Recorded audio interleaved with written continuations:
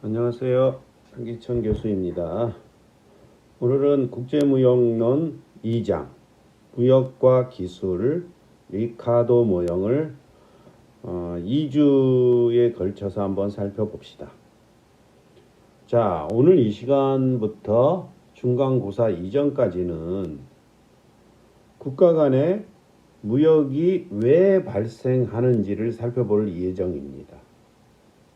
자, 이 장의 타이틀에서와 같이 무역이 국가 간의 기술 차이, 여기에서는 기술은 노동자 한 사람이 생산해내는 생산량, 노동 생산성을 말합니다. 엄밀히 말해서 노동 생산성, 국가 간의 노동 생산성의 차이가 무역을 발생시킨다. 이걸 최초로 주장한 사람이 지금부터 한 150년 전, 200년 전에 200년 전 정도의 리카도라는 경제학자가 처음으로 주장했습니다. 그래서 리카도 모형입니다. 이 장은. 자, 그러면 왜 국가 간의 기술, 노동 생산성의 차이가 무역을 발생하는지를 한번 살펴보고 그 다음부터는 이런 노동 생산성의 차이가 무역을 발생시켰는데 그걸로 인한 영향, 누가 이익을 보는지, 국가 전체적으로는 이익이 되는지를 먼저 한번 살펴볼 예정입니다. 자, 본격적으로 한번 나가봅시다. 자, 무역의 이유. 자, 오늘은 어떻게 보면 무역이 발생하는 원인을 차례차례 우리가 학습해 갈 예정이기 때문에 전체 무역이 발생하는 여러 가지 이유를 처음부터 한번 이야기를 해봅시다. 자, 이 그림 위에 여기 누구예요? 션 화이트라는 아주 유명한 미국의 스노보드 선수입니다. 아마 우리나라는 뭐 동계 스포츠가 그다지 발전되지도 않았고 스노보드가 요즘에 뭐 젊은 친구들 여러분들한테 인기가 이제 서서히 있죠. 그렇지만 우리나라는 아직은 뭐 불모지라고 할 수 있죠. 그렇죠? 그래서 션 화이트를 잘 모르는데 미국 사람들은 거의 다 알 거예요. 올림픽에서 동계올림픽에서 메달도 많이 땄죠.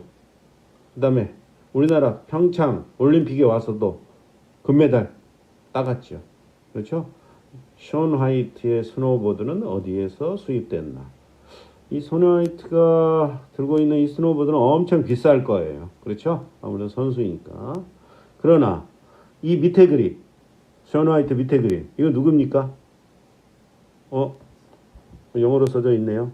기춘캥 라운드탑 스키 리조트 MD.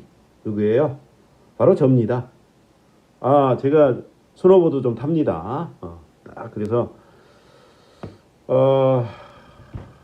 스노보드 들고 딱 보여줍니다. 저 위에 뭐 경사가 별로 안 되는 것처럼 보이지만 실제로 가보면 경사 좀 있습니다. 멀리서 찍으니까 이렇게 경사가 없는 것처럼 보이죠. 동영상이 있으면 동영상을 보여주는데 동영상 찍을 생각을 못했네요.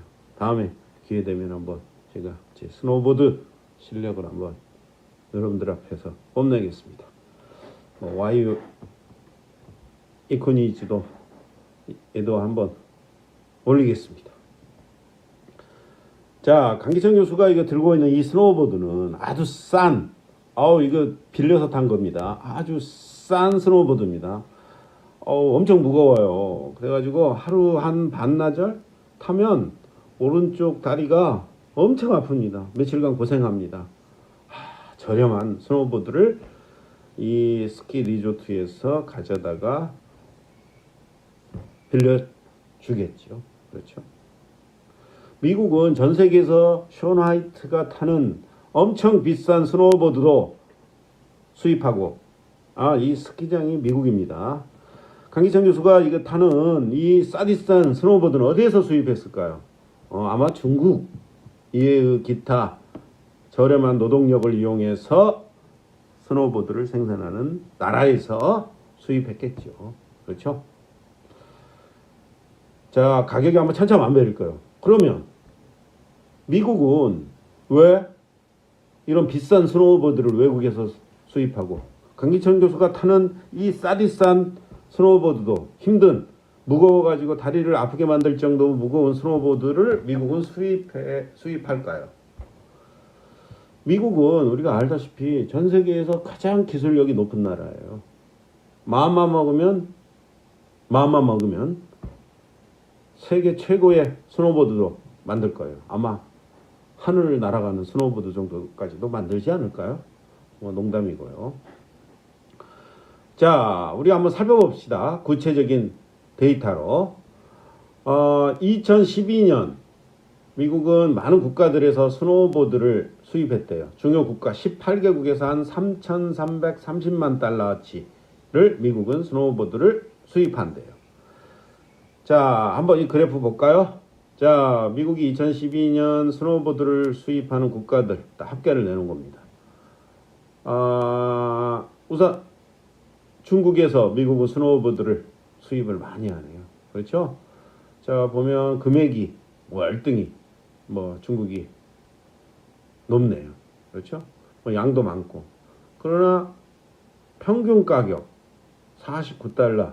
오, 좀 저렴하네요. 예? 평균 가격이 49달러. 아우, 이게 저렴하니까 얼마나 무겁겠어요. 자, 중국에서 이렇게 수입하고, 그 다음에 오스트리아. 그렇죠? 오스트리아? 유럽에 있는 작은 국가에서 수입하네요. 그 다음에 대만, 캐나다. 튀니지 어디 있어요? 튀니지. 저기 북아프리카에 있는 나라죠.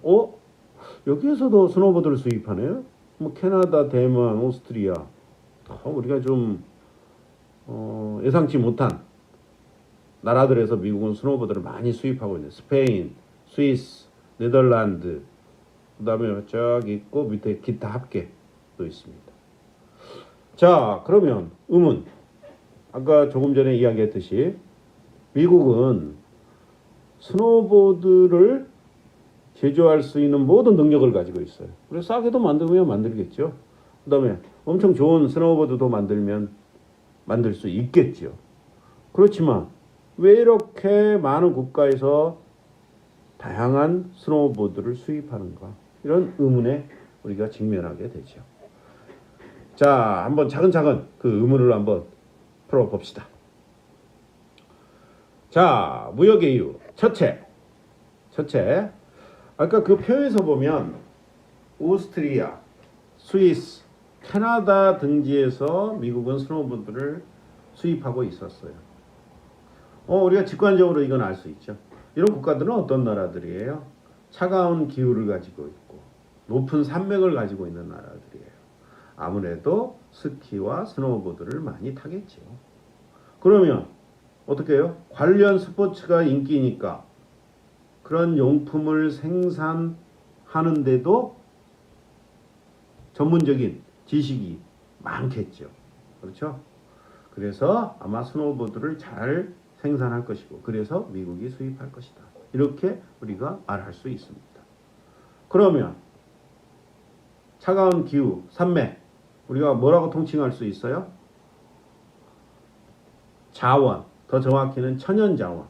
우리 경제학에서는 보통 자원하면 노동, 자본 이야기하는데 넓게 보면 이건 천연자원이죠. 그렇죠? 한 나라의 천연자원, 지리가 그 국가의 수출에 영향을 준다. 자원의 차이가 무역의 이유 중에 하나구나. 그렇죠? 자원의 차이가 무역을 하는 이유 중에 하나구나. 그렇죠? 이 이야기는 아마 기원전 몇천 년 전부터 그런 이야기를 해왔대요. 신이 이 전 지구에 자원을 불균등하게 배분해서 무역이 발생한다. 이렇게 주장한 철학자도 있습니다. 한번 자원이 무역에 어떻게 영향을 주는지는 우리가 4장에서 살펴볼 예정입니다. 그때 또 2주간에 걸쳐서 이야기할 예정입니다. 자, 그 다음에 무역의 이유. 두 번째, 아웃소싱 비용의 차이. 무슨 말이에요? 이건 또. 아까 그 표에서 보면 타이완과 멕시코가 있습니다. 타이완과 멕시코는 어떤 나라들이에요? 아까 조금 전에 뭐 스위스, 오스트리아, 캐나다하고 좀 차이가 있는 나라들이에요. 타이완. 여러분들 여행 많이 가봤죠? 어떤 나라예요? 아열대 기후를 가지고 있는 나라입니다. 스노보드 타지 않을 것입니다. 눈이 안 올걸요? 1년 내. 그래서 우리나라로 많이 겨울에 스키장 많이 놀러 오죠. 그렇죠? 멕시코. 멕시코 하면 사막. 그렇죠? 데킬라. 아우, 더워요. 더운 느낌 나는 나라입니다. 이런 나라들은 왜 스노보드를 생산해서 미국으로 수출해요? 이런 나라들은 기본적으로 스키 휴양지가 없습니다. 자원이 무역에 영향을 미치는 건 아니에요. 그럼 이 국가들의 스노보드 수출을 어떻게 설명할 것인가? 근데 아까 그 표를 보면 조금 잘못된 부분도 있는데 타이완에 미국으로 수출하는 스노보드 가격은 45달러. 그 다음에 멕시코의 가격은 13달러. 여기에 힌트가 있습니다. 중국에서 수입하는 것도 아니고 타이완과 멕시코는 그래도 어느 정도의 기술력을 약간은 가지고 있는 나라들이에요. 왜 이렇게 싸냐? 이 책에서는 나오지 않지만 우리가 판단할 수 있습니다. 자, 보통 타이완과 멕시코는 어떤 나라들이에요?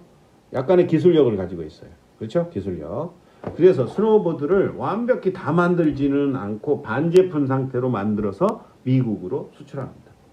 그러면 미국에서는 반제품을 타이완이나 멕시코에서 수입해서 그거에 약간의 마지막 공정을 거쳐서 비싼 가격에 팔게 됩니다. 그렇죠? 반제품이다. 그렇죠? 미국은 다양한 국가에서 이걸 아웃소싱한다. 가져와서 부품이나 이런 거를 가져오고 반제품을 가져와서 자기 나라에서 조립을 하게 되더라. 그렇죠? 아웃소싱을 하나. 아웃소싱의 비용이 이 국가들에서 싸기 때문에. 그렇죠? 자, 아웃소싱 비용의 차이가 무역을 발생시키는구나. 그렇죠? 아웃소싱 어디에서 학습해요? 우리는 7장? 7장인가 8장인가 우리가 7장일 겁니다. 7장에서 한 1.5주에 걸쳐서 아웃소싱이 왜 무역을 발생시키고 그걸로 인한 영향이 무엇인지를 한번 살펴볼 예정입니다. 자, 그 다음에 우리가 2장과 관련된 기술의 차이. 그렇죠? 자, 아까 그 그래프 테이블을 보면, 표를 보면, 미국이 네덜란드라는 나라에서도 수입을 많이 해요. 그렇죠? 그러면 이 네덜란드에서의 수입은 어떻게 우리가 설명할 것인지. 아시다시피 네덜란드는 유럽의 작은 나라입니다. 바다보다 낫다는 이야기하죠. 산맥이 전혀 없을 거예요. 그렇죠? 그래서 천연자원도 아니고 아웃소싱도 아닐 거고. 그럼 뭐냐 도대체? 네덜란드의 전 세계적인 전자기업 있죠? 필립스. 그렇죠? 필립스. 이게 대표하는 네덜란드의 어떤 기업이죠. 네덜란드는 어떤 상품을 제조할 수 있는 우월한 기술을 가지고 있구나. 기술의 차이. 그렇지? 기술의 차이가 무역을 발생시킬 수 있겠구나. 높은 기술이 있으니까 좋은 상품을 생산해낼 수 있는 능력이 있을 거고. 그렇죠? 그래서 그걸 수출하게 될 것이다. 자, 그 다음에 또 하나. 다른 애. 독일은 아까 그 표에 이제 나타나지는 않지만 독일은 2012년에 미국에 단지 3개의 스노우보드를 수출했다고 해요. 근데 평균 가격이 $876. 어유 다른 나라들의 수출 가격보다 한 10배 이상 비싼 경우도 있네요. 자, 그러면 이것도 어떻게 설명할 것인가? 뭐 독일도 뭐 천연 자원이 있을 거예요. 그렇죠? 그쪽 산맥 있고. 그렇지만 그것보다는 미국 이전에 세계 최대의 제조업 수출 대국은 독일이었습니다. 그렇죠? 독일이 제조업 기술에 관한 한 세계 최고의 기술력을 가지고 있어요. 그렇죠? 아마 독일이 엄청 좋은 가볍고 인체공학적인 아마 스노우보드를 생산을 해서 미국으로 수출했을 것이다. 아, 기술력이다. 기술의 차이다. 여기서도 물건을 만들어낼 수 있는 우월한 기술이 아마 무역을 발생시키는 이유일 것이다. 우리가 이렇게 생각할 수 있게 됩니다. 자, 그 다음에 아까 보면 중국에서 어마어마하게 많이 수입했어요. 그렇죠? 사디산, 강기천 교수가 탔던 스노우보드, 사디산 스노우보드는 저렴한 스노우보드는 중국에서 수입했을 것이다. 그러면 의문이 생기죠. 미국은 왜 세계 최고 기술을 가진 독일보다 중국에서 훨씬 더 많이 스노우보드를 수입하는가? 또 왜 미국은 독일과 중국에서 스노우보드를 이렇게 많이 수입하는가? 아니, 자기들이 만들 능력이 있음에도 불구하고, 그렇죠? 기술도 있고 생산 요소도 가지고 있음에도 불구하고 왜 스노우보드를 생산하지 않고 많이 수입하는가? 자, 기술이 좋다고, 기술이 많다고 모든 상품을 다 생산하지는 않는다는 거죠. 그렇죠? 자, 어느 국가가 어떤 상품을 생산하는 최고의 기술을 가지고 있다. 우리는 그걸 조금 전문 용어로 그 국가는 그 상품 생산에 절대 우위를 갖고 있다. 절대 우위라는 표현이죠. 기술이 아주 좋다. 우리 책에서는 엄밀히 말해서는 낮은 비용으로 저렴한 상품을 생산할 수 있다. 같은 말입니다. 자, 독일은 아시다시피 모든 산업에서 절대 우위를 가지고 있다. 우리가 이렇게 또 말할 수 있어요. 그래서 고품질의 상품을 많이 생산할 것입니다. 독일이 스노우보드 생산에 절대 우위를 가지고 있다. 그렇죠? 기술력은 최고니까. 미국은 왜 독일에서 스노우보드를 많이 수입하지 않고 중국에서 그렇게 많이 수입하는가? 절대 우위, 기술력, 최고의 기술력, 이게 무역을 완벽히 설명한다? 힘들습니다. 그렇죠? 힘들어요. 다시 말해서 절대 우위는 무역 패턴을 잘 설명하지 못한다. 그렇죠? 미국 같은 나라가 절대 우위를 가지고 있는데 모든 상품 생산에 왜 생산하지 않고 수입하는가? 독일이 모든 상품 생산에 절대 우위를 가지고 있는데 스노보드의 대부분은 중국에서 수입하는 거. 그렇죠? 이런 질문들. 자, 절대 우위는 무역을 잘 설명하지 못한다. 다른 개념이 필요하네요. 뭐예요? 절대 우위에 대칭되는 개념, 비교 우위입니다. 자, 결론적으로 말해서 절대 우위는 무역 패턴을 잘 설명하지 못한다. 대신 비교 우위는 국가 간 무역을 잘 설명한다. 그렇죠?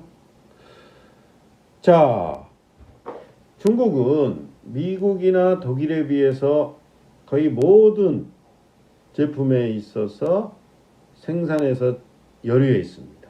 그렇죠? 그러나 다른 상품들에 비해서 스노우보드를 더 잘 생산할 수 있습니다. 다른 상품들에 비해서라는 표현을 쓰죠. 그렇죠? 그래서 중국은 미국으로 스노우보드를 수출할 수 있다는 것입니다.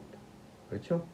뭐 중국도 요즘에는 뭐 다방면에 걸쳐서 기술력이 많이 향상이 되었는데 그래도 아직은 뭐 중국이나 미국, 독일에 비해서는 어떤 전반적인 기술 수준은 낮다고 이야기할 수 있겠죠. 그렇죠? 자, 다시 한번 말해서 어느 한 국가가 다른 상품을 생산하는 것 비교해서 어느 한 상품을 더 자주 생산할 수 있다면, 그렇죠? 뭐 반도체 이런 것보다는 중국이 다른 나라에 비해서 스노우보드를 더 잘 생산할 수 있겠죠. 그렇죠? 어느 한 상품을 더 잘 생산할 수 있다면 그 상품 생산에 비교 우위를 갖습니다. 자, 절대 우위, 비교 우위 개념 확실히 머릿속에 넣어 두십시오.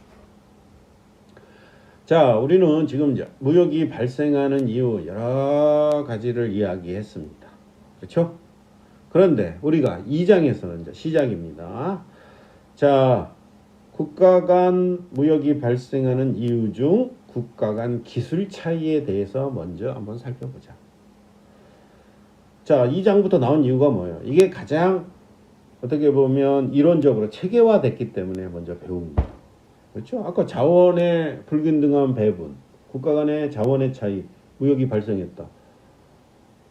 기원 전부터 철학자들이 생각하기에는 아마 그게 무역 발생의 가장 중요한 이유라고 생각했을 거예요.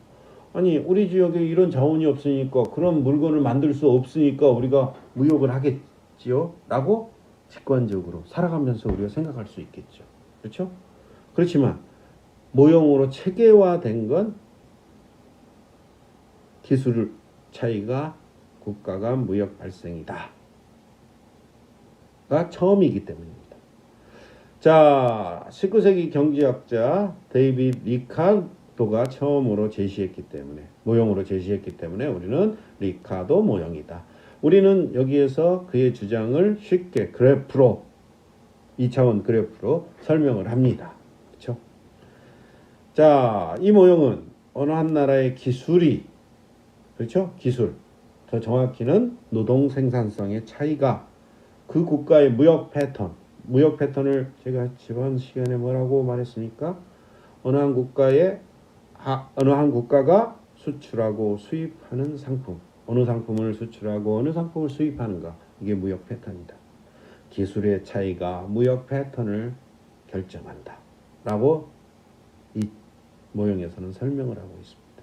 그 다음에 하나 더, 우리가 또 아마 다음 시간에 아마 자세히 살펴볼 예정인데, 이러한 기술 차이, 노동 생산성의 차이가 국가의 임금에 영향을 미친다라는 것을 증명할 예정입니다. 뭐 증명은 증명이죠. 근데 뭐 간단하게 보일 예정입니다. 자, 그러면 리카도가 어떻게 기술의 차이, 노동 생산성의 차이가 그 무역을 발생시키는 원인이 될 수 있다는 것을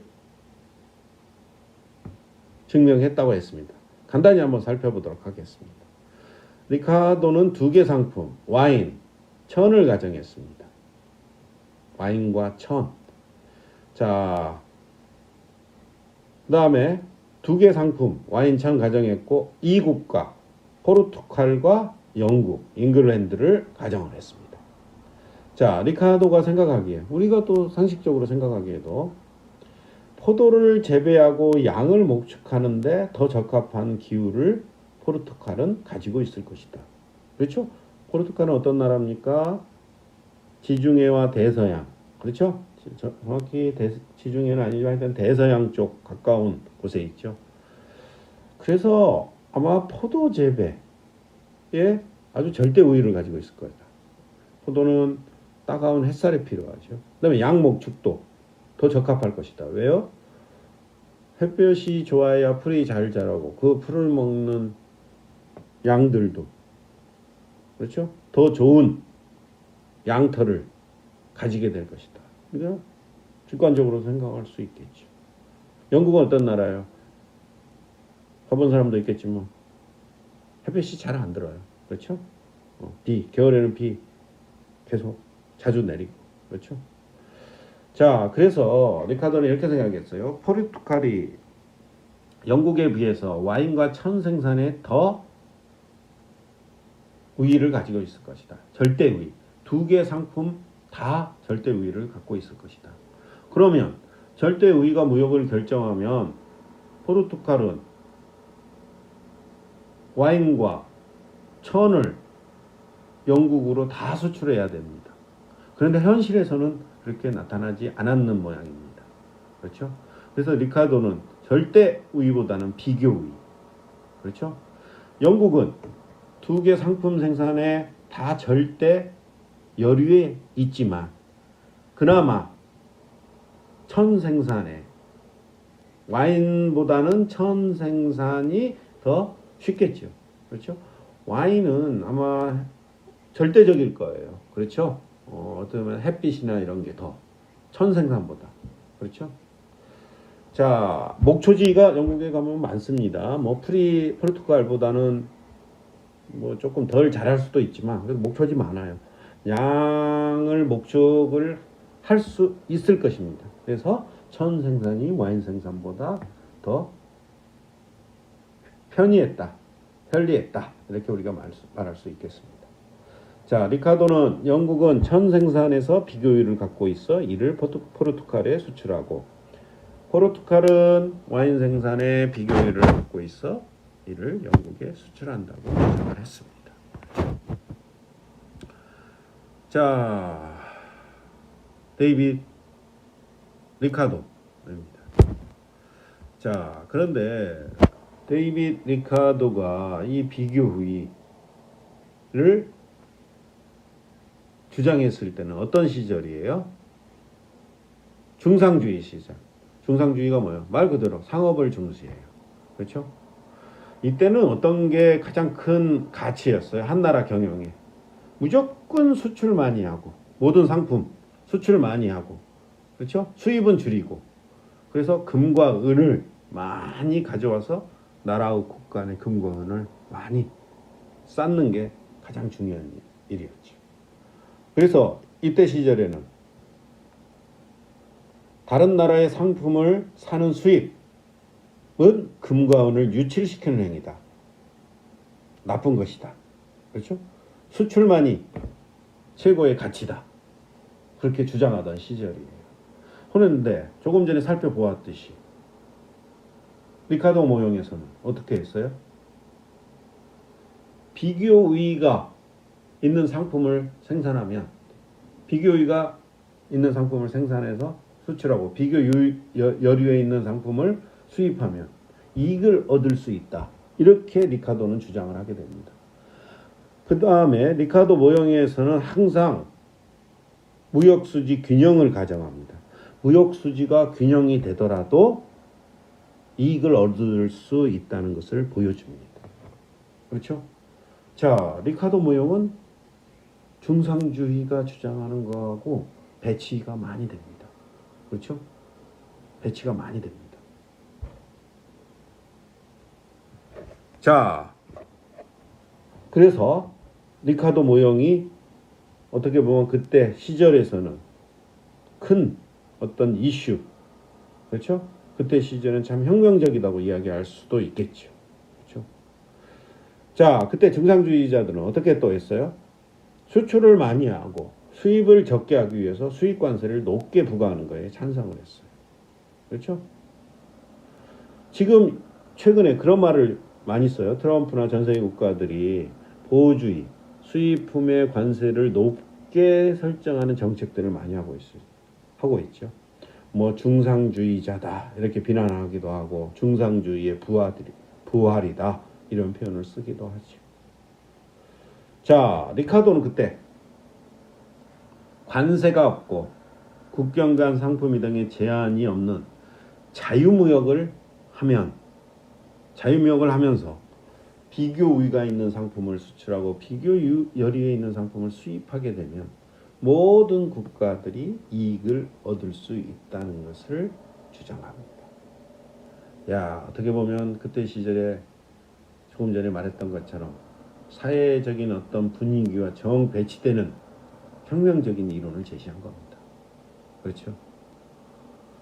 자, 리카도의 이런 주장은 이제 후대에 더 체계화됐고 오늘날까지도 그때 리카도의 어떤 정신이 지금까지도 오늘날의 영향을 많이 주고 있죠.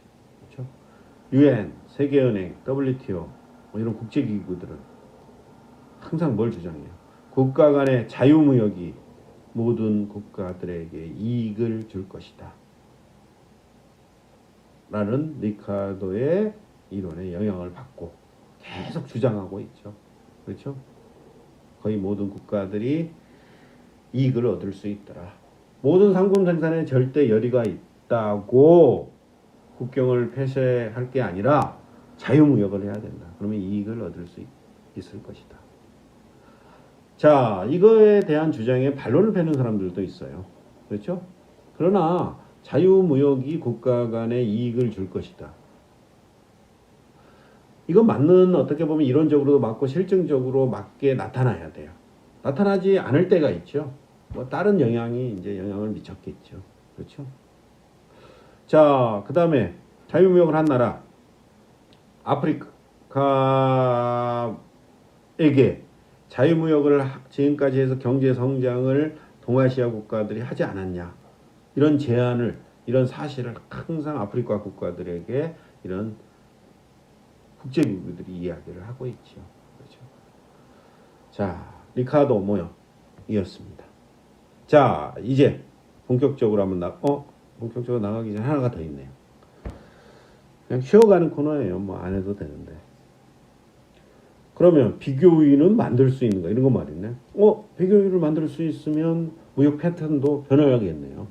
원래 비교 우위가 있는 상품을, 비교 열의가 있는 상품을 수입했는데 그 상품을 생산하는 능력이 갑자기 개발됐다. 그러면 비교 우위를 획득할 수도 있겠네요. 이런 대표적인 예가 있다고 합니다. 뭐 많지는 않겠지만 아이스 와인. 그렇죠? 아이스 와인. 아이스 와인이 뭐예요? 포도를 눈 덮인 곳에서 따네요. 여러분들 이제 아이스 와인 아는 사람들이 좀 많을 거예요. 오늘도 많이 팔고 있어요. 우리 와인 파는 코너나 뭐 음식점 가면 와인을 파는 경우가 있습니다. 조금 긴 병, 좀 일반 와인하고 병 모양도 조금 다릅니다. 아이스 와인. 원래 캐나다가 어떤 나라예요? 추운 나라죠. 아까 같이 스노보드 생산하고 그래야 되는데 와인을 만들어서 수출한대요. 비교율을 창출한 대표적인 예입니다.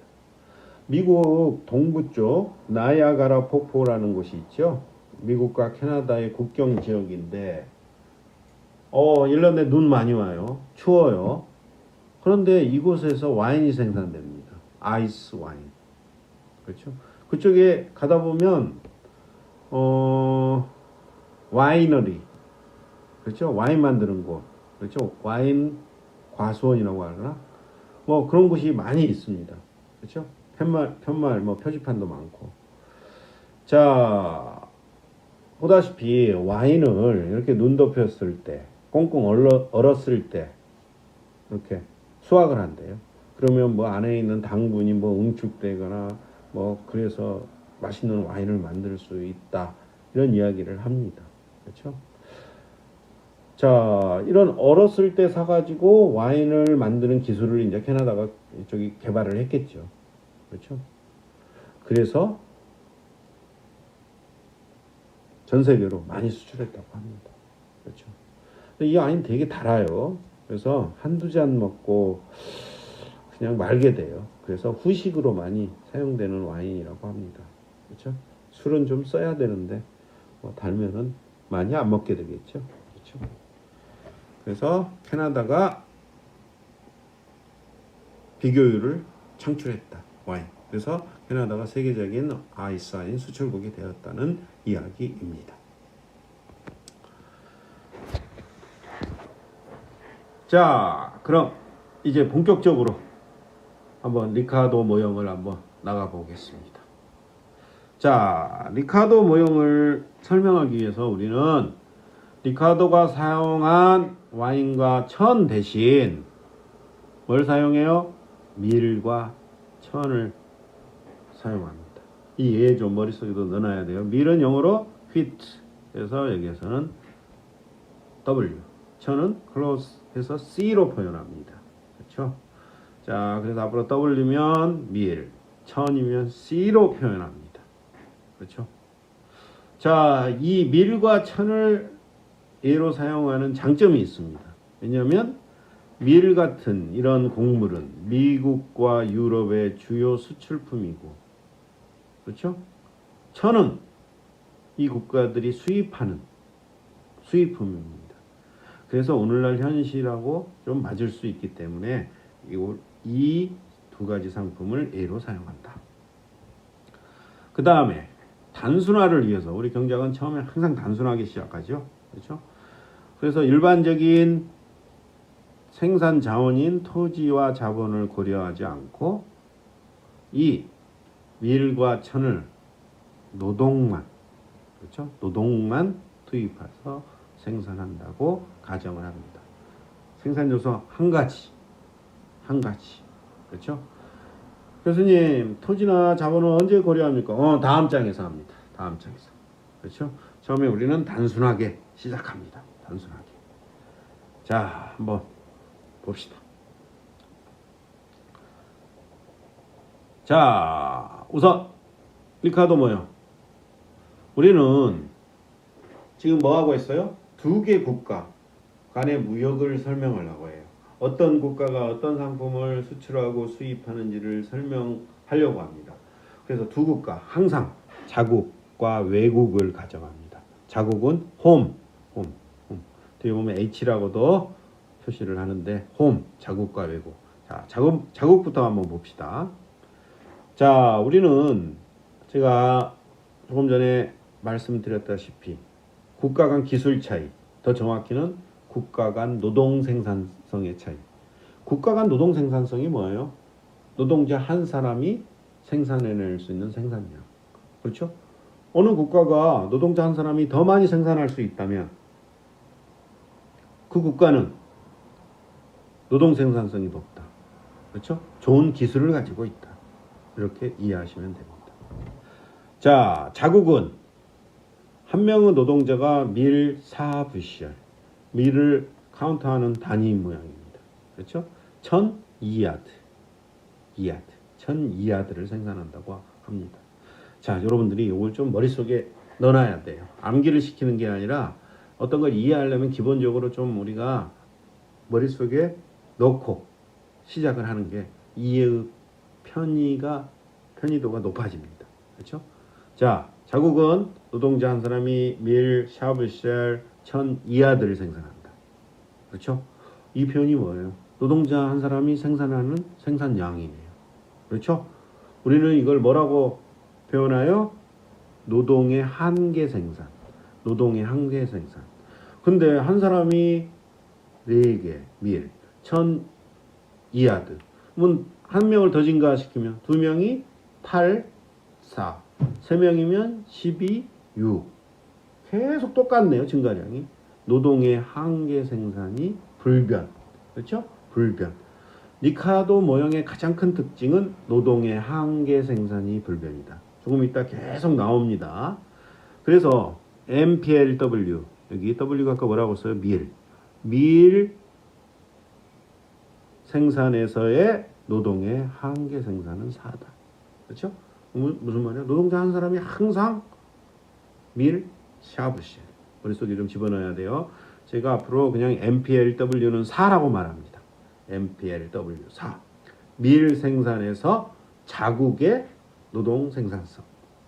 그러면 MPLC2는 천 생산에서의 자국의 노동의 한계 생산. 얼마? 2로 정해져 있습니다. 그렇죠?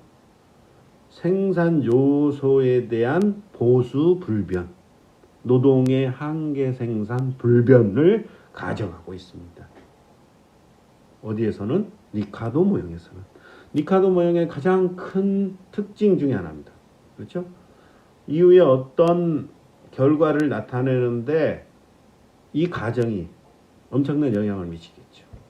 자, 한번 살펴보도록 합시다. 자, 리카도 모형, 자국의 생산 가능 곡선. 자, 밀과 천의 한계 생산을 우리가 조금 전에 가정을 했어요. 그러면 이제 한 사람이 얼마큼 생산할 수 있다 가정했으니까 이 나라는 두 가지 상품을 얼마만큼 생산할 수 있을 것이다. 생산할 수 있을 것이다. 그게 뭐예요? 생산 가능 곡선이겠죠. 생산 가능 곡선을 한번 우리가 그려보자. 자, 자국은 노동자 100명이 아니라 25명. 외국은 100명이라고 이따 가정합니다. 자, 노동자가 25명이 있다고 가정을 합니다. 만약에 모든 노동자가 밀만 생산한다면 어떻게 돼요? 밀만 생산한다면 100부셔의 밀을 생산할 수 있을 거예요. 100부셔의 밀은 어떻게 우리가 산출하는 거예요? 노동자 L 곱하기 MPL W겠죠. MPLW가 노동자 한 사람이 생산해낼 수 있는 생산량, 인구를 곱해주면 모든 노동자가 밀을 생산했을 때의 생산량이 되겠죠. 그게 100부셔이다. 반대로 모든 노동자가 1000만 생산한다면 어떻게 돼요? 50야드의 1000을 생산합니다. 어떻게 계산해요? L 곱하기 MPLC겠죠. MPLC가 의미하는 건 노동자 한 사람이 생산하는 1000 생산량. 우리는 어떻게 가정하고 있어요? 여기서 2, 이거 25. 그래서 모든 노동자가 1000을 생산하면 이 국가는, 자국은 1050야드를 생산할 것이다. 그렇죠? 자, 이제 그래프에 한번 표시해 봅시다. 자, 그래프.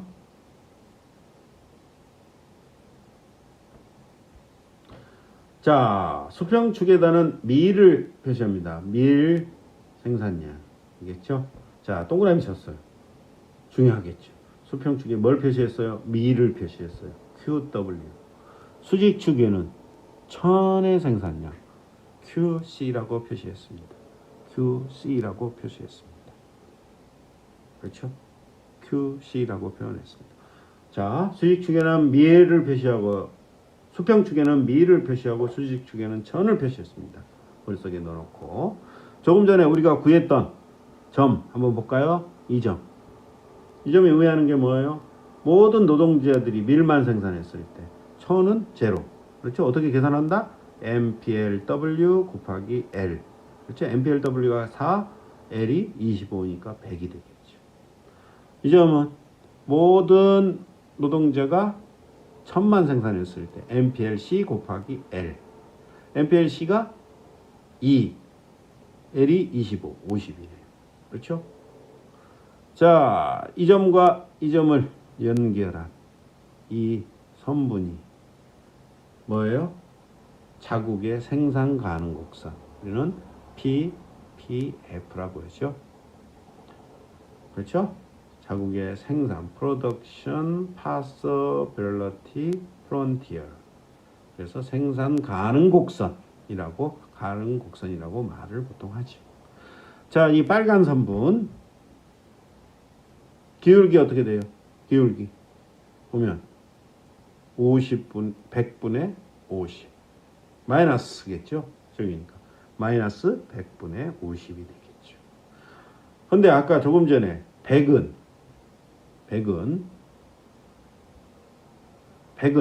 어떻게 계산을 했어요? MPLW 곱하기 L바 요점. 그렇죠? 그 다음에 50은 이렇게 계산을 했죠. 그렇죠? MPLC 곱하기 L바. 그렇죠? 자, 그러면 L바 결국 어떻게 돼요? 노동의 한계 생산의 비율이네요. 노동의 한계 생산의 비율이네요. 그렇죠? 자, 그런데 노동의 한계 생산의 비율인데 분모에 뭐가 들어가요? 분모. 밀 생산에서의 노동의 한계 생산 MPLW가 분모에 들어오고 MPLC가 분자에 들어옵니다. 그렇죠? 왜냐하면 밑변으로 이 삼각형의 높이를 나누니까. 자, 여기 보면 어떻게 돼요? 마이너스 2분의 1입니다. 2분의 1이 되겠죠. 비율이. 생산 가능 곡선이 2분의 1입니다. 2분의 1을 가진 직선으로 나타납니다. 직선으로. 그렇죠? 이 점 다 기울기가 똑같습니다. 기울기는 노동의 한계 생산의 비율입니다. 자, 여기서 중요한 특징이 하나 나옵니다. 리카도 모형에서의 생산 가능 곡선은 직선으로 나타납니다. 왜 그래요? 왜 그래? 자, 생산 가능 곡선의 기울기가 노동의 한계 생산의 비율 MPLW분의 MPLC로 나옵니다. 왜 그래요? MPLW를 우리는 4라고 가정하고 MPLC를 2라고 가정하니까 기울기가 2분의 1. 뭐 마이너스 제가 빼지 않고 이야기할 때가 있습니다. 뭐 다 너무 당연한 이야기다. 제가 빼고 이야기를 합니다. 2분의 1입니다. 왜 이렇게 상수로 나와요? 직선으로 PPF가 MPLW, MPLC를 4, 2 고정되어 있다. 불변하다고 가정했기 때문에. 그렇죠? 자, 리카르도 모형의 생산 가능 곡선이 직선으로 나타나는 원인이 어디 있다? 노동의 한계 생산 불변. 다른 말로 생산 요소에 대한 보수 불변을 가정했기 때문이다. 가정했기 때문이다. 이 이야기가 많이 나옵니다. 다음 시간에도 제가 그래서 오늘은 차근차근 설명하는 이유입니다. 자, 다시 한번. 자, 중요한 특징이 있습니다. 리카르도 모형에서 생산 가능 곡선은 노동의 한계 생산의 비율이다. 이거 하나 찾아냈습니다. 다시 한번. 리카르도 모형에서 생산 가능 곡선의 기울기, PPF의 기울기는 뭐다? 노동의 한계 생산의 비율. 그런데 수평축에 있는 상품의 한계 생산이 분모에 온다. MPLW 분의 MPLC다. 됐습니다. 머릿속에 넣어놓고. 자, 그런데 조금 전에 자국의 생산 가능 곡선 어떻게 도출하고 그 기울기가 왜 그렇게 나타나고 기울기가 노동의 한계 생산의 비율이다. 그렇죠? 그렇게 이야기를 했습니다. 자, 다시 한번. 여기도 써있죠? 음의 부호를 무시하면 생산 가능 곡선의 기울기는 두 개의 상품 생산 한계 생산 비율과 동일하다. 그렇죠? 이미 이야기를 했어요. 지금부터는 자, 한번 단순히 한번 그려봅시다. 자, 요게 QW고 요게 QC예요. 생산하는 거 그렇게 됐어요. 이 점에서 이 점이 의미하는 게 뭘까요? 자, 이 점에서 이 점으로 이동한다. 자, 밀 한 단위를 더 생산을 한다. 이만큼 생산한다. 오늘 이 경우는 어떻게 해야 돼요? 천을 얼만큼 포기해야 돼요? 이만큼 포기해야 돼요. 밀을 한 단위를 더 얻기 위해서 천을 포기해야 된다. 어떤 것을 더 얻기 위해서 포기해야 되는 모든 것, 혹은 최고의 것. 이건 뭐예요? 우리 경제학에서 뭐라고 표현해요? 기회비용. 그렇죠? 기회비용이라는 표현을 씁니다. 그래서 PPF의 기울기는 뭘 의미해요? 기회비용을 의미해요. 그렇죠? 자국의 생산 가능 곡선의 기울기는 밀 한 단위를 더 얻기 위해서, 이쪽으로 하니까 밀을 다 한 단위를 얻기 위해서 포기해야 되는 천의 양을 나타냅니다. 근데 얼마? 여기서는 이 기울기 2분의 1입니다. 밀을 한 단위를 더 얻기 위해서 1002분의 1 야드를 포기해야 된다는 것입니다. 그렇죠? PPF의 기울기는 노동의 한계 생산의 비율 하나 더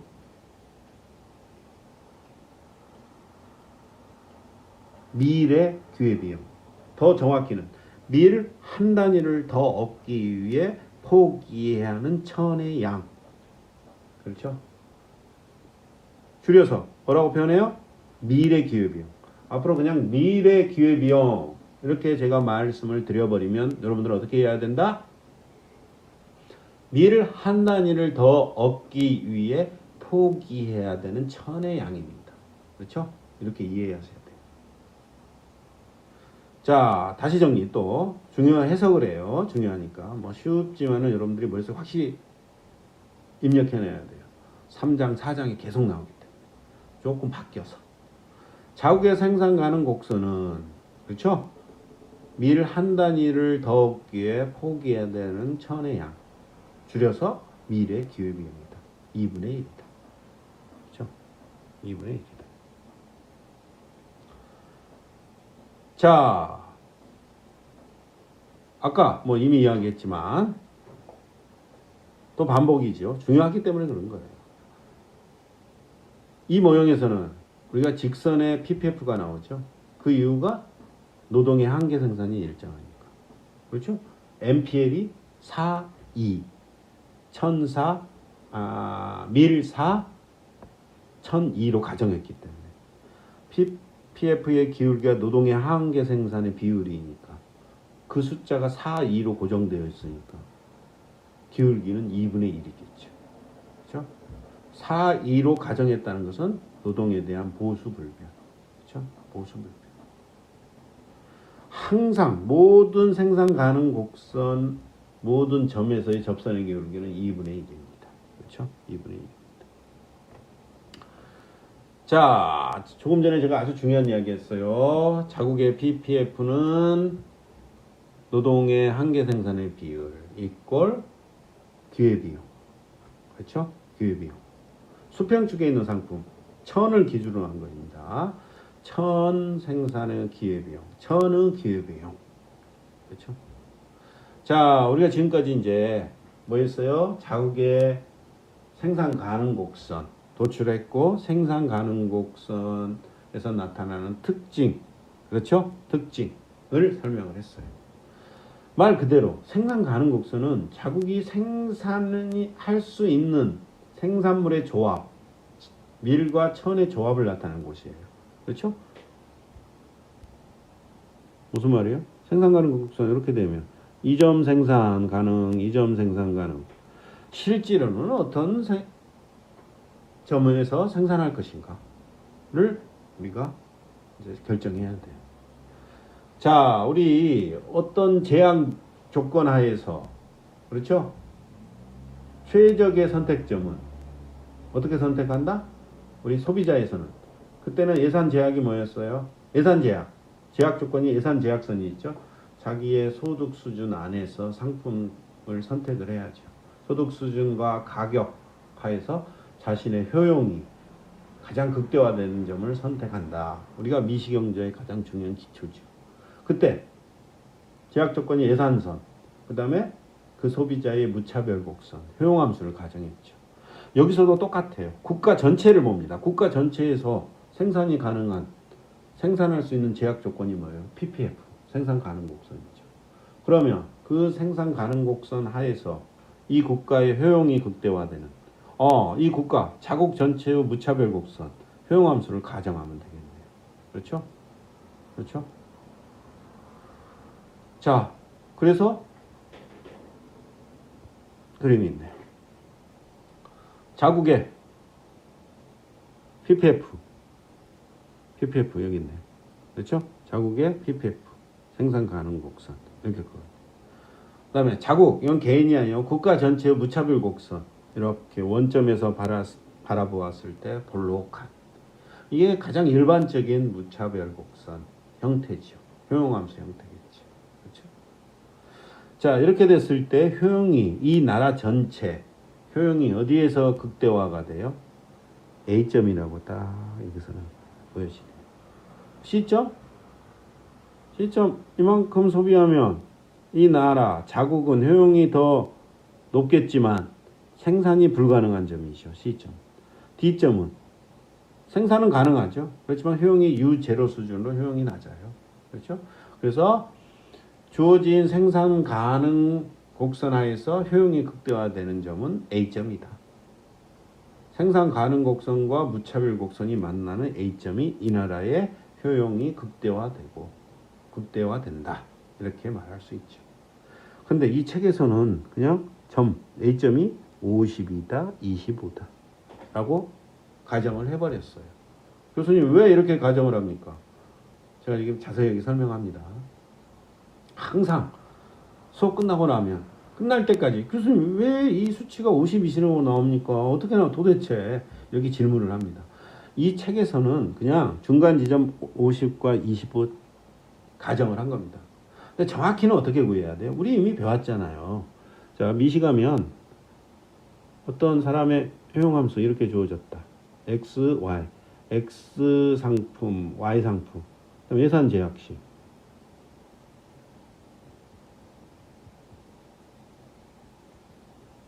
뭐 소득이 40이다. 그다음에 px가 뭐 5다. 문 5x. py가 10이다. 이렇게 하고 40. 그렇죠?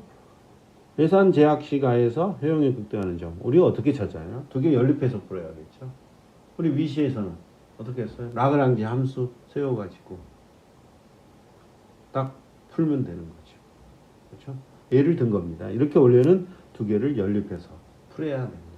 근데 이 책에서는 미시가 아니기 때문에 그렇죠? 그냥 결론적으로 그렇죠? 결론적으로 그냥 말해버리는 겁니다. 그렇죠? 중간 지점 2점, 2점. 자, 자국이 생산 가능한 곡선상에서 얼마만큼 생산해서 얼마만큼 소비해요? 밀 50, 1025만큼을 생산해서 딱 그만큼 소비하면 U1의 효용을 누립니다. 그래서 우리는 A점을 뭐라고 말해요? 자국의 비무역 균형점이라고 합니다. 아직 무역 안 하죠. 그렇죠? 무역 이야기 아직 없어요. 그래서 자국의 비무역 균형점이다. A점을 뭐라고 말한다? 자국의 비무역 균형점이다. 이렇게 말을 합니다. 그렇죠? 자, 다시 한번 말하지만 50, 25가 왜 나왔냐? 이렇게 질문 들어오면 안 됩니다. 제가 설명을 했는데 엄밀히는 이 효용함수의 형태, 자국 생산 가능 곡선의 형태를 하면 두 개를 연립해서 풀어봐야 되는데 시간 관계상 이 책에서는 한 중간 지점 50, 25라고 이야기를 합니다. 그럼 다른 문제를 풀 때는 교수님 어떻게 합니까? 극단적인 경우만 빼고 여러분들이 한 중간 지점 잡아서 풀면 됩니다. 그때도. 알겠습니까? 이건 미시 시간이 아니기 때문에. 됐습니다. 제가 다음에 이거에 관해서 또 질문을 들어오면 그 사람은 조금 한 소리 하고 가르쳐 주겠습니다. 이렇게 말을 해도 꼭 몇 사람들이 계속 찾아와요. 자, 됐습니다. 넘어갑니다. 자, 조금 전에 했던 이야기예요. 자국의 비무역 균형점 A점이 되겠죠. 그렇죠? 효용이 극대화된다.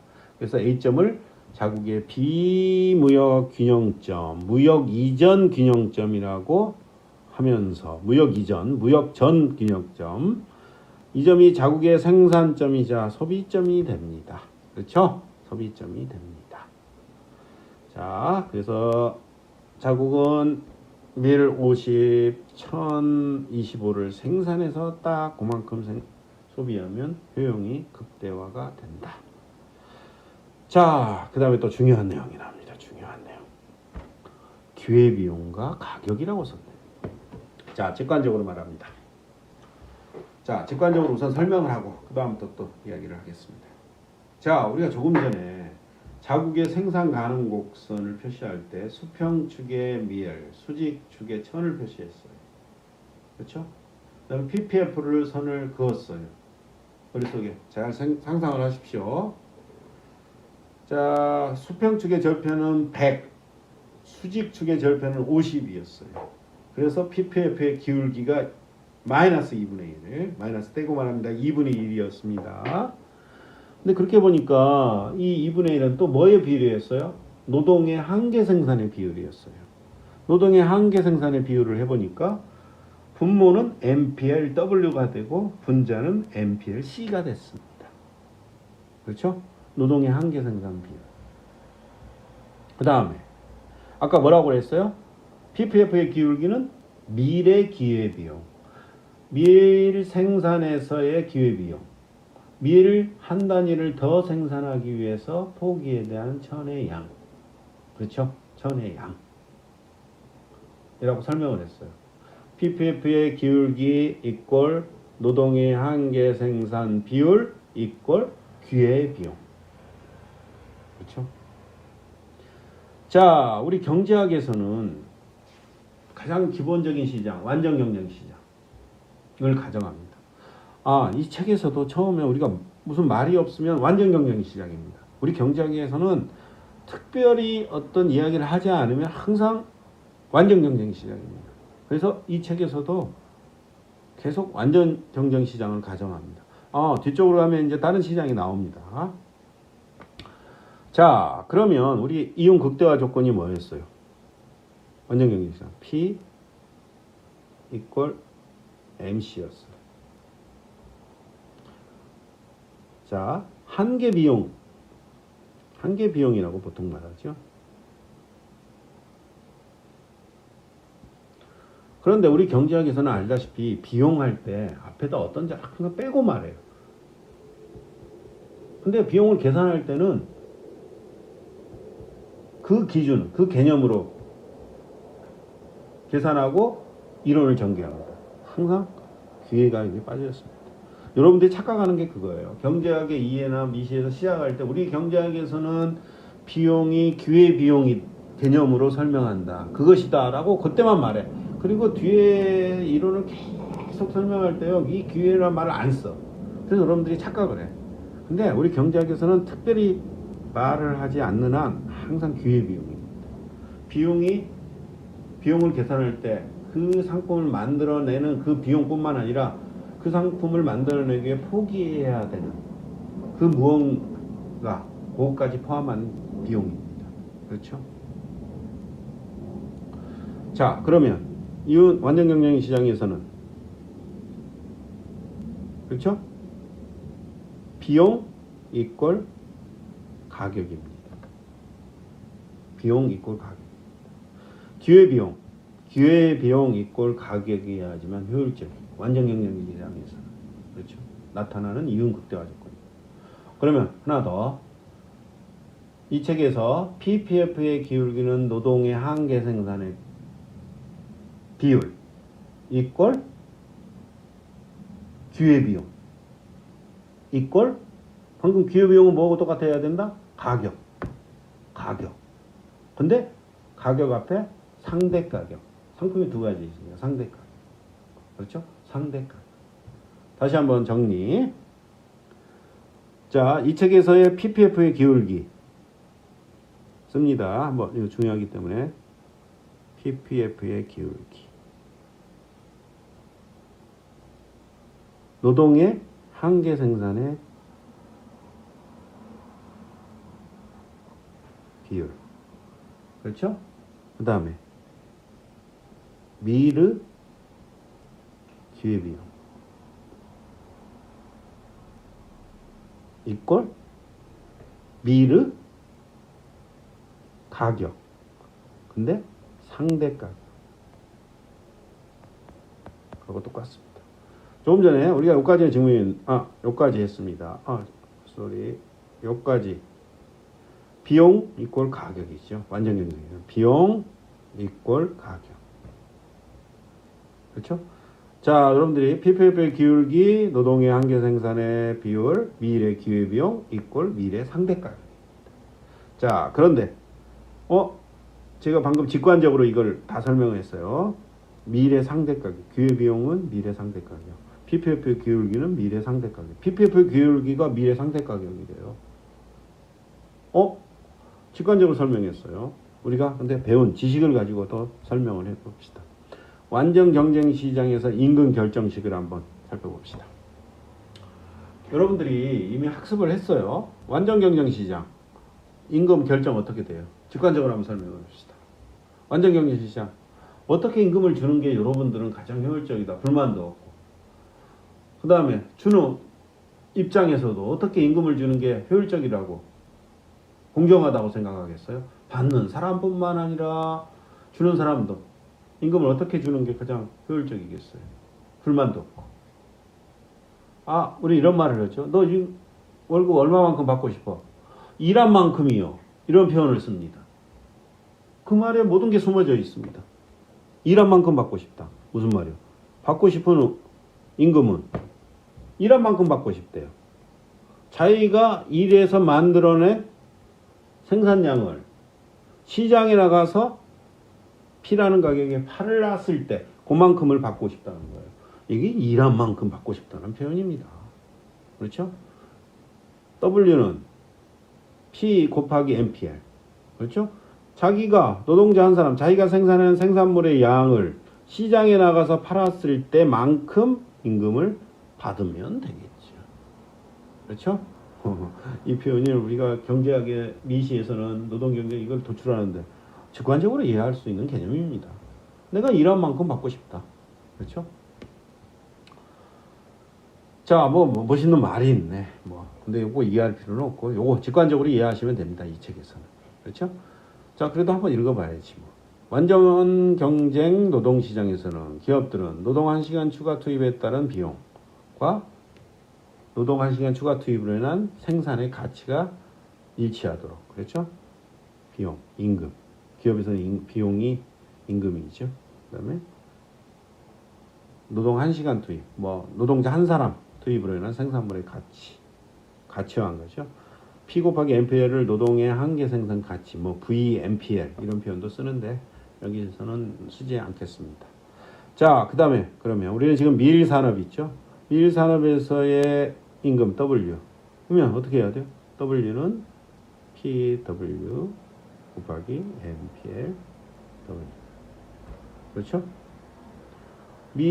노동자 한 사람이 생산하는 밀 생산량, 그걸 밀 가격에 가치화한 거죠. 천산업도 그렇죠. 천산업에서 노동자 한 사람이 생산하는 천의 양을 시장에 가서 천 가격으로 가치화한 거죠.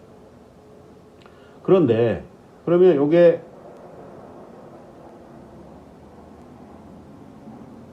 임금 요만큼 줘야죠.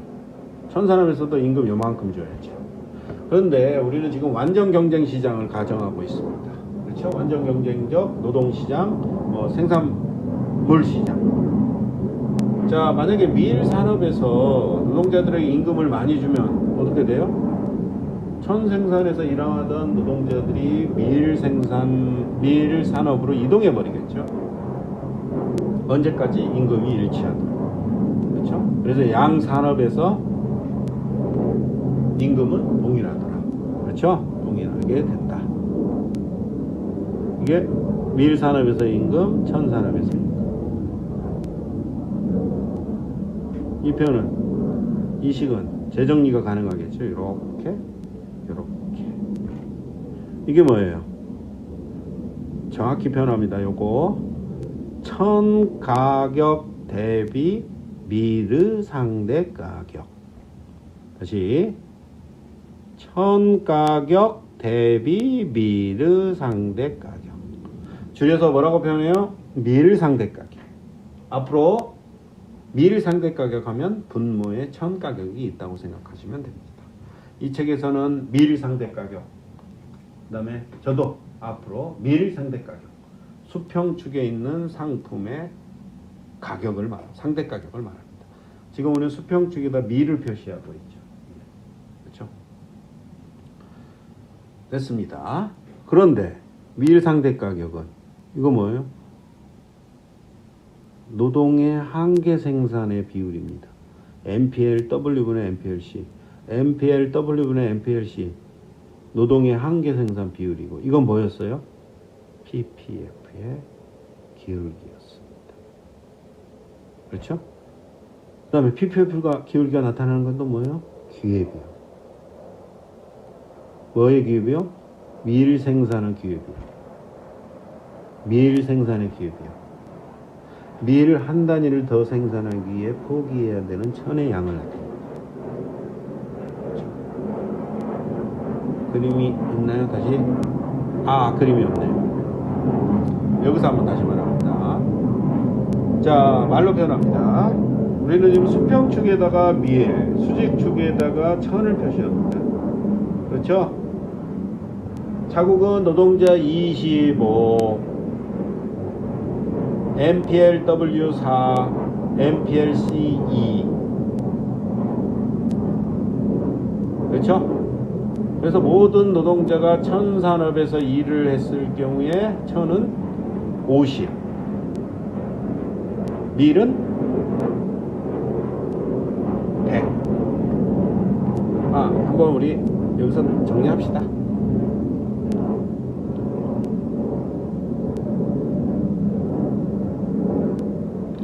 자, 우리는 지금 가정, 제가 왜 이렇게 하느냐, 시험 문제가 이런 식이기 때문에 노동자 25, MPLW 4, MPLC 2라고 가정을 했어요. 자, 이 가정하에서 PPF를 그어야겠죠. 이게 시험 문제라고 그랬어요. 이렇게 시작되겠죠. 1번이면. PPF 제대로 못 그리면 모든 게 다 틀리게 됩니다. 그러니까 이걸 잘 그려야 된다.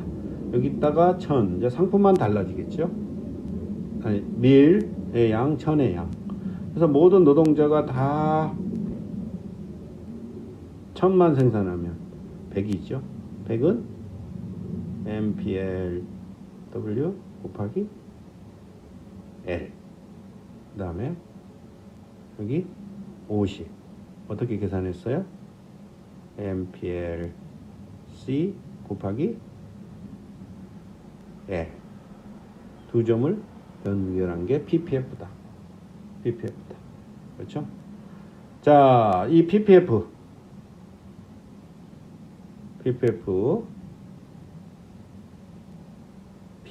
기울기. 지금 정리해요. 지금까지 했던 거. 기울기는 어떻게 돼요? 요것분의 요거. 그렇죠? 여기서 써줍시다. 마이너스 100분의 50. 그래서 마이너스 2분의 1이 된다. 어떻게 해서 나왔어요? MPL W L바 MPL C L.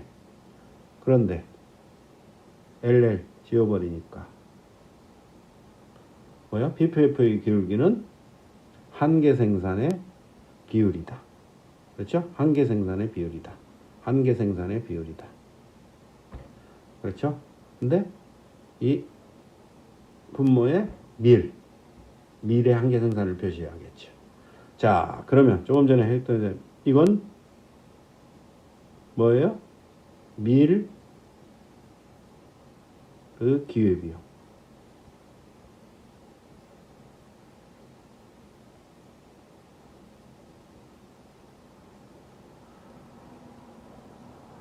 밀의 기회비용. 풀 센텐스로 말해서는 밀의 기회비용은 밀 한 단위를 더 생산하기 위해서 포기에 대한 천의 양. 얼마? 2분의 1. 그렇죠? 2분의 1. 그렇죠? 2분의 1이죠? 그 다음에 밀의 기회비용은 방금 증명했죠. 또 뭐예요? PW분의 PC다. 다른 말로 표현하면 밀의 상대 가격. 그렇죠? 모든 문제의 시작입니다. 중간고사 문제 1-1에서 1-5번까지 문제의 시작은 PPF를 먼저 그리는 것부터 시작됩니다. 이런 가정에서부터. 그렇죠? 자, PPF 기울기는 노동의 한계 생산의 비율, 밀의 기회비용, 밀의 상대 가격. 이거 중요한 내용을 지금 하고 있습니다. 모든 수업, 중간고사 이전까지 기초를 지금 이야기하고 있습니다. 됐습니다. 자, 그럼 외국으로 넘어갑시다. 외국. 자, 우리는 외국은 자국에 비해 모든 상품, 밀과 천 생산에서 모두 절대 여류에 있다. 라고 가정을 합니다. 절대 여류에 있다. 그래서 앞으로 MPLW 스타, 이 스타는 외국을 의미합니다. 1. 외국은 노동자 한 사람들이 밀을 1부시얼, 천도 1부시얼. 그렇죠? 여기도 스타가 붙습니다. 1부시얼. 이 숫자는 4, 2보다 작고 4보다 작고 천도 2보다 작습니다. 그렇죠? 이 숫자의 의미 중요하다. 자국은 4인데 외국은 1입니다. 절대적으로 작죠. 두 상품 생산에서 절대 여류에 있다. 외국은. 자, 그 다음에 노동자 몇 명? 100명. 그렇죠? 그래서 모든 노동자가 밀을 생산하면 외국은 밀 100부시얼. 모든 노동자가 1000만 생산하면 1100 야드를 생산하게 되겠죠. 자, 그러면 외국의 생산 가능 곡선, 우리가 그릴 수 있죠. 2.100 어떻게 계산해요? MPL W 스타 곱하기 L 스타, 그렇죠? 1 곱하기 100, 그렇죠? 그래서 100이 되고, 모든 노동자가 1000을 생산하면 2점이겠죠. MPL C 스타 곱하기 L 스타, 여기서도 1 곱하기 100 해서 이렇게 돼요. 두 점을 연결한 이 빨간 선분이 외국의 PPF가 되겠지. 외국의 PPF가 되겠죠. 자, 여기서도 한번 봅시다. 이 외국의 PPF의 기울기. 외국입니다. PPF의 기울기. 어떻게 됐어요? 보면 100분의 100, 마이너스 100이 되네요. 모든 점에서 기울기가 다 동일하네요. 왜? MPL C 스타, MPL W 스타가 1, 1로 고정되어 있기 때문에. 자, 여기서도 이렇게 보면 뭐예요? 결국 MPL W 스타분의 MPL C 스타가 되겠죠. 노동의 한계 생산에 비해. 그렇죠? 이건 또 결국은 뭐겠어요? 외국의 밀, 기회비용. 이건 또 외국에서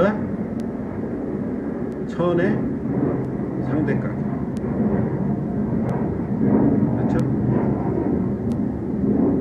아니, 1000의 상대, 잘못 말했네요. 밀의 상대 가격. 그렇죠? 밀의 상대 가격. 밀의 상대 가격입니다. PC 스타분의 BW. 자국하고 똑같아요. 그렇죠? 똑같아요. 자, 그러면 외국의 비무역 균형점, 똑같죠? 어디나 그림이? 자, 우선 보면 여기서 봅시다. 외국의 생산 가능 곡선 우리가 그렸어요. 외국은 이거 생산 가능 곡선이었어요. 그러면 실제로 생산하는 생산량은 이 점이라고 우리가 가정을 하지요. 왜 가정할 수 있어요? 외국의 생산 가능 곡선에서 외국의 효용이 극대화되는 점은 여기니까. 이 경우도 중간 지점 그냥 50, 50이라고 그냥 딱 선택해 줍니다. 여러분들이 다음 과제, 제가 과제를 이제 과제 2를 부여할 것입니다. 그때 교수님 이거 어떻게 해야 됩니까? 중간 정도의 점을 잡아주면 됩니다. 괜히 난 특이한 사람들하고 극단적으로 잡으면 안 돼요. 아셨죠? 자, 그래서 A 스타점을 외국의 비무역 균형점. 외국은 무역을 안 하면 A 스타점에서 생산해서 소비를 하게 된다. 자, 여기까지 했습니다. 아직 우리가 절대 무역 이야기는 안 하고 있어요.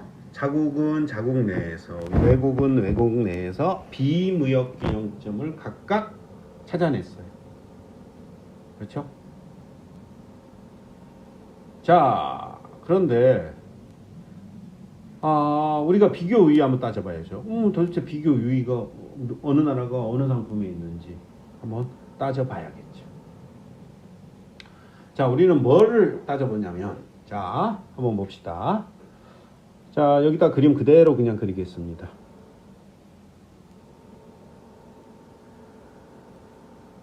자국, 이건 자국입니다. 홈, 외국, 포린에서 F. 그때 어떻게 됐어요? 여가 100, 50, Q, W, Q, C, Q, C, 스타, Q, W, 스타.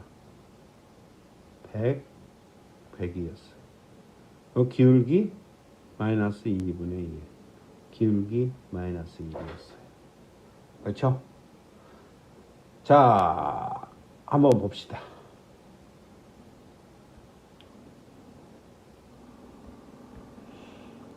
자, 표를 한번 작성해 봅니다. 자국이 있고 외국이 있고 1000의 기후비용, 밀의 기후비용이 있습니다. 밀의 기후비용이라는 게 뭐예요? 밀 한 단위를 더 생산하기 위해서 포기해야 되는 1000의 양. 자, 자국부터 한번 봅시다. 자국. 이 왼쪽 그림입니다. 자국. 밀의 기회비용은 뭐예요? 밀의 기회비용. 밀 한 단위를 더 생산하기 위해서 밀 한 단위를 더 생산하기 위해서 포기했던 천은요. ppf의 기울기입니다. 1002분의 1야드를 포기해야 돼요. 1002분의 1야드를 포기해야 돼요. 자, 그러면 자국 1000의 기회비용. 밀의 기회비용이 아니라 1000의 기회비용. 1001야드를 더 생산하기 위해서 포기해야 되는 밀의 양. 이렇게 이동한다고 생각하면 되죠. 이렇게. 1001야드를 더 생산하기 위해서 포기해야 되는 밀의 양. 어떻게 돼요?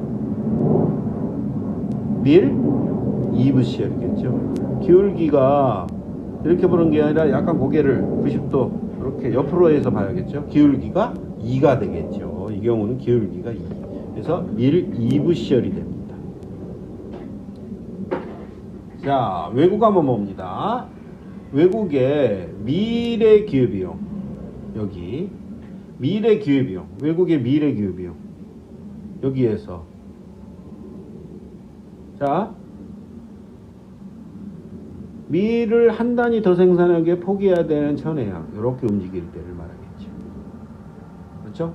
얼마? 1001야드. 밀 1V시엘을 더 생산하기 위해서 포기해야 되는 건 1001야드입니다. 그럼 반대로 1000의 기회비용, 외국의 1000의 기회비용, 1001야드를 더 생산하기 위해서 포기해야 되는 밀의 양. 이런 움직임이겠죠. 얼마? 밀 1V시엘.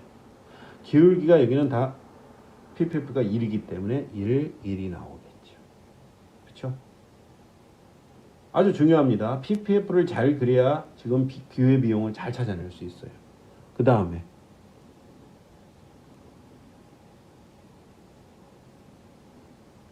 지웁니다. 자, 밀을 한 단위를 생산하는데 드는 비용이 적은 나라는 어디예요?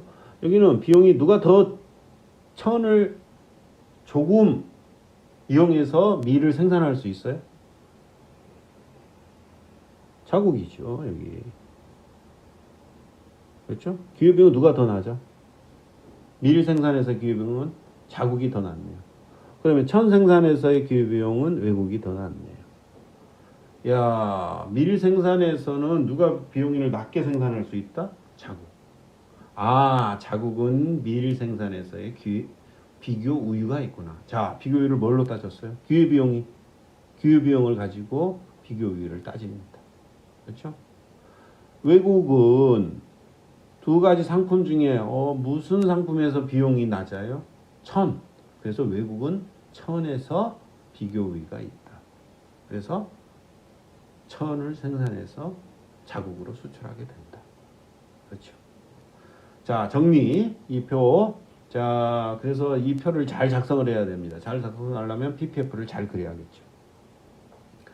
어느 한 국가가 어떤 상품을 생산하는데 다른 국가보다 더 낮은 기회비용을 가진다면 그 상품에서 비교 우위를 갖는다. 그렇죠?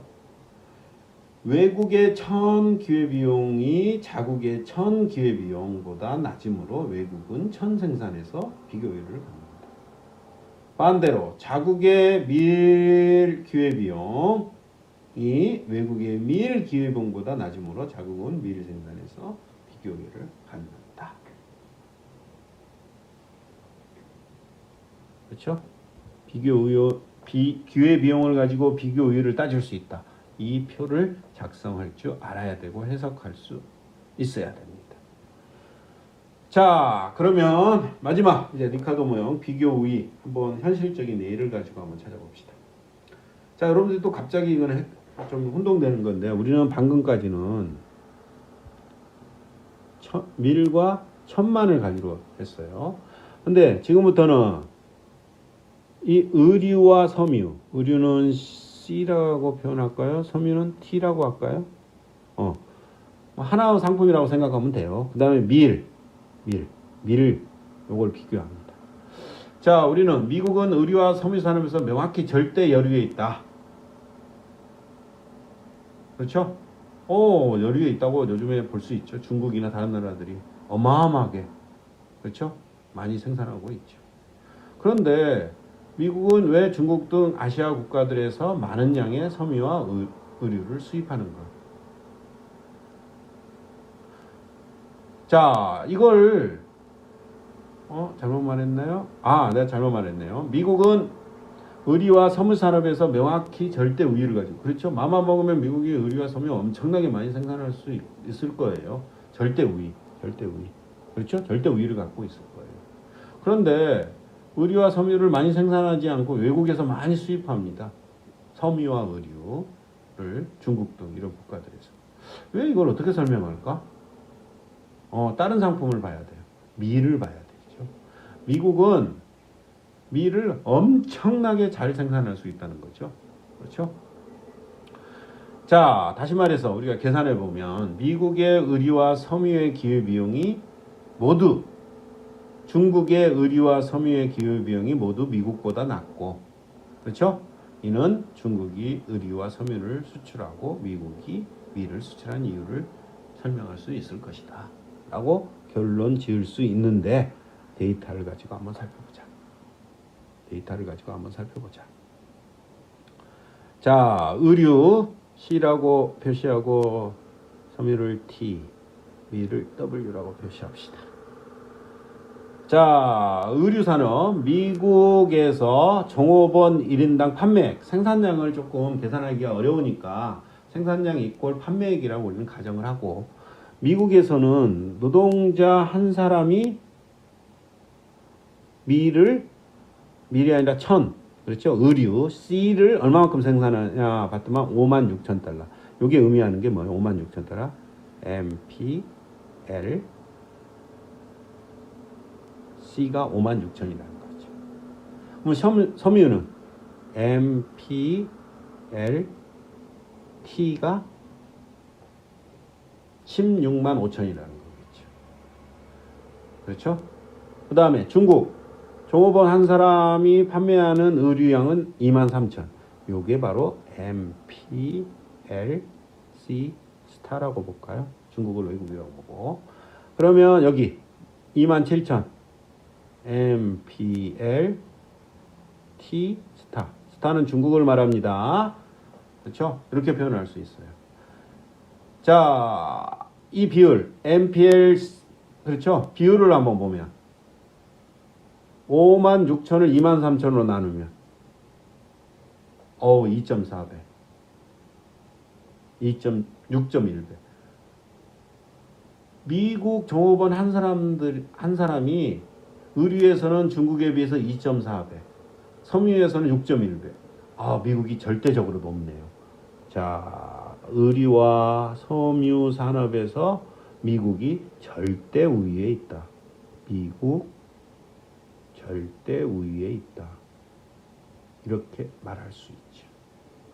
야, 절대 우위에 있어. 근데 미국은 자기가 생산하면 되지. 왜 중국에서 수입하느냐? 왜 이걸 어떻게 설명해야 되나? 다른 상품을 한번 살펴보자. 다른 상품. 그렇죠? 다른 상품 어떻게 살펴볼 수 있어요? 다른 상품. 어떤 상품? 밀을 한번 살펴봅시다. 미국은 노동자 한 사람의 밀의 생산량이 12,260부실. 이게 뭐예요? MPLW겠죠. 중국은 300. 엄청난 차이가 나네요. 12,260, 300. 몇 배? 41배가 더 많네요. 한 사람이 생산하는 밀 생산량이 미국이. 답을 얻을 수 있겠다. 미국이 밀을 중국보다 어마어마하게 더 잘 생산할 수 있기 때문에 의류와 섬유를 잘 생산할 수 있음에도 불구하고, 그렇죠? 밀을 생산해서 수출하고 의류와 섬유를 수입한다. 이게 바로 비교우위네요. 비교우위. 그렇죠? 비교우위. 설명이 됐는데 또 우리는 기회비용을 따져봐야겠죠. 이게 뭐예요? 마지막 이게 기회비용이죠. 아까 기회비용은 어떻게 계산을 했다? 노동의 한계 생산의 비율. 그렇죠? 자, 여기 있네요. 우선 이거 의미하는 거 0.2가 의미하는 건 뭐예요? 좀 칸이 부족한데 0.2 MPL C분의 MPL W. 그렇죠? 여기 의미하는 건 MPL W분의 MPL T 그렇죠? T 그렇죠? 쉽게 말해서 이거 의미하는 건 뭐예요? 요건 C 뭐예요? 의류 C의 기회비용이죠. 이번에 C예요. 의류 C의 기회비용. 요건 섬유 기회비용이에요. 그렇죠? 자, 이쪽 줄에서 의미하는 거는 이쪽 줄 지금 이거 그렇죠? 자, 밑줄 친 이거의 기회비용은 뭐예요? 의류의 기회비용. 의류의 기회비용은 누가 더 낮아요? 의류 기회비용 누가 더 낮아요? 중국이 더 낮네요. 미국은 0.2, 중국은 0.01. 그러면 다시 이건 뭐예요? 이거 섬유의 기회비용이에요. 섬유. 그렇죠? 섬유의 기회비용이에요. 밀의 기회비용이 아니에요. 지금 여러분들이 아까 수업에서 했던 거하고 약간의 차이가 있어요. 그래서 혼동을 일으킵니다. 자, 이건 섬유의 기회비용이에요. 섬유의 기회비용 누가 더 낮아요? 중국이 여기서 더 낮네요. 미국은 0.07, 중국은 0.02. 섬유의 기회비용도 누가 더 낮아요? 중국이 낮아요. 의류와 섬유 기회비용이 누가 다 낮아요? 중국이 낮아요. 그래서 중국은 의류와 섬유에서 비교 우위를 갖고 있다. 자, 근데 이 비율을 분자분모를 뒤집어 봅시다. 그럼 이거 의미하는 거예요? 밀의 기회비용이겠죠? 분자분모를 뒤집으면. 그렇죠? 그럼 이것도 분자분모 뒤집어야 되고 이것도 분자분모 뒤집어야 돼. 그러면 누가 더 그때는 작겠어요? 미국이 더 값이 작겠죠. 미국은 밀의 기회비용이 작기 때문에 밀을 생산해서 비교 우위가 있다. 됐습니까? 아까 조금 제가 말씀드렸듯이 책하고 약간의 설명하는데 좀 차이가 있어요. 그걸 극복을 해내야 돼요. 그렇죠? 그걸 이해하면 다 이해한 겁니다. 책하고 얘하고 약간의 차이가 있는데 설명 기준이 그렇죠? 그걸 이해를 제대로 하면 지금까지 이해를 잘한 겁니다. 자, 지금까지 이해를 잘 하셔야 된다고 내가 누누이 말합니다. 왜냐? 이게 기본입니다. 몇 번 들어야 돼요. 이거 모르면 10번, 20번 계속 반복해서 들으십시오. 저한테 찾아와도 되고요. 마스크 반드시 끼고 찾아오시면 됩니다. 저는 아침 7시부터 저녁 5시 반까지 항상 사무실에 나옵니다. 그러니까 언제든지 오셔도 됩니다. 자, 이걸로 2주차 수업은 마치도록 하겠습니다. 그렇죠? 좀 길었는데 중간중간 끊어서 듣기를 부탁드립니다. 그 다음에 3주에는 리카르도 모형을 끝내겠습니다. 자, 수고하시고 혹시 강의에 대한 어떤 조언, 그렇죠? 그 다음에 수업 진행 방법에 대한 조언도 언제든지 저한테 해주시기를 부탁드리겠습니다. 제가 초대했는데 제가 국제무역론 카카오톡 오픈 채팅방을 개설했어요. 그렇죠? 거기 들어와서 익명으로 들어와서 저한테 하고 싶은 말 마음대로 차별적인 말 비난하는 내용 빼고 저한테 솔직하게 말씀해 주시면 제가 적극적으로 참고하겠습니다. 오픈 채팅방 꼭 안 들어와도 됩니다. 제가 항상 공지사항은 오픈 채팅방과 우리 강의 포털 같이 게시를 합니다. 근데 이제 차이점이 있다면 아무래도 오픈 채팅방은 여러분들이 즉각 그렇죠? 접속이 아주 빨리 자주 쉽게 할 수 있다는 장점은 있죠. 근데 꼭 뭐 오픈 채팅방에 안 들어와도 불이익은 없습니다. 똑같이 하고 조금 수업 외적으로 약간의 뭐 개인적인 이야기도 할 수 있다는 장점이 있죠.